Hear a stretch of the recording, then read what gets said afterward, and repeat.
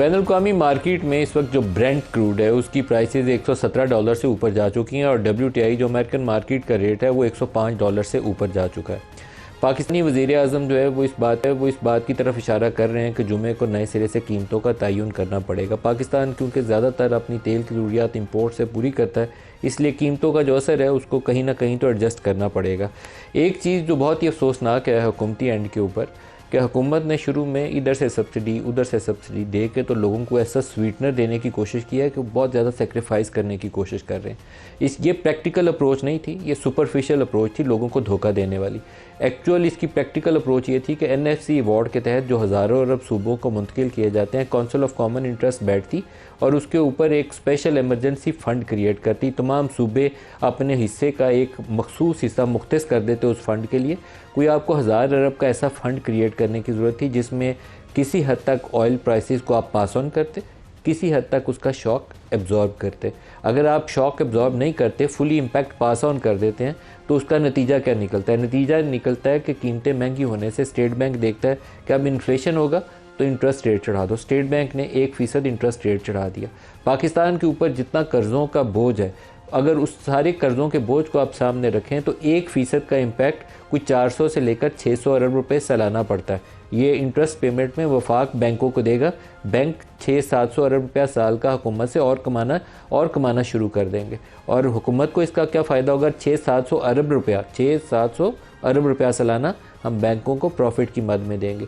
अगर ये किसी हद तक इस शॉक को आप एब्जॉर्ब कर लेते, बजट के ज़रिए अपने एक्सपेंडिचर कंट्रोल करते, सूबों के पास बहुत पैसा है और वो ज़ाया कर रहे हैं लार्जली। आप देखें हर तस्वीर के ऊपर, हर डब्बे के ऊपर आपको चीफ मिनिस्टर ने अपनी फ़ोटो छापी नज़र आएगी, नए जहाज़ खरीदते नज़र आएंगे, ऐसी ऐसी जगहों पर मनसूबों का इफ्तिताह करते नज़र आएंगे जिनका कोई तुक नहीं बनता। वो काम नहीं किया वफाकी हुकूमत ने और सूबों ने। वो बताते हैं कि ये आपकी हुकूमत आपकी खिदमत ये कर रही है, हालांकि वो छुरी उल्टे हाथ से आपको फेरे जा रहे हैं कीमतें बढ़ाकर। डीज़ल की कीमत को कम रखा गया इसलिए कि इस वक्त कटाइयों का मौसम था, अगर उसको इम्पैक्ट करते तो एग्रीकल्चर सेक्टर पे इम्पैक्ट आता।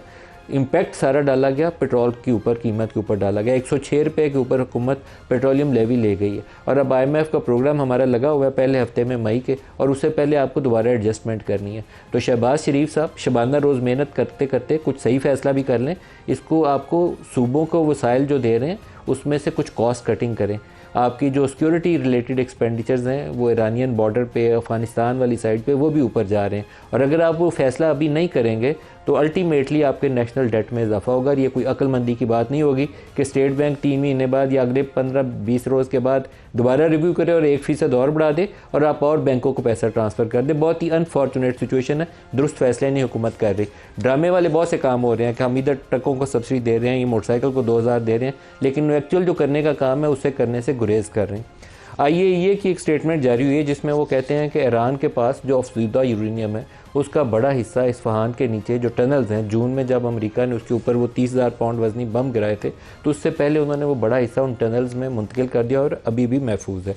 अब सूरत हाल ये है कि हॉर्मोज़ के बंद होने के बाद ईरान के पास एक रास्ता बचता है कैस्पियन सी वाला, और एक बचता है किसी हद तक अगर वो थोड़ा बहुत ले जाने की कुछ गुड्स को या ऑयल को ट्रकों से लाद के ले जाने की कोशिश करे तो अज़रबैजान वाला, विच इज़ नॉट प्रैक्टिकल। तो वो क्या करेगा? क्या तेल वो अपना पैदा करता जाएगा या उसका तेल की प्रोडक्शन बंद हो जाएगी? यही जो बेयकीनी है ईरान के हवाले से भी और तेल की मार्केट के हवाले से भी, उसने तेल की कीमतों को आग लगा दी है पूरी दुनिया के लिए, सिर्फ पाकिस्तान स्पेसिफिक नहीं, पूरी दुनिया के लिए। बनेगा क्या उसको डिस्कस करेंगे।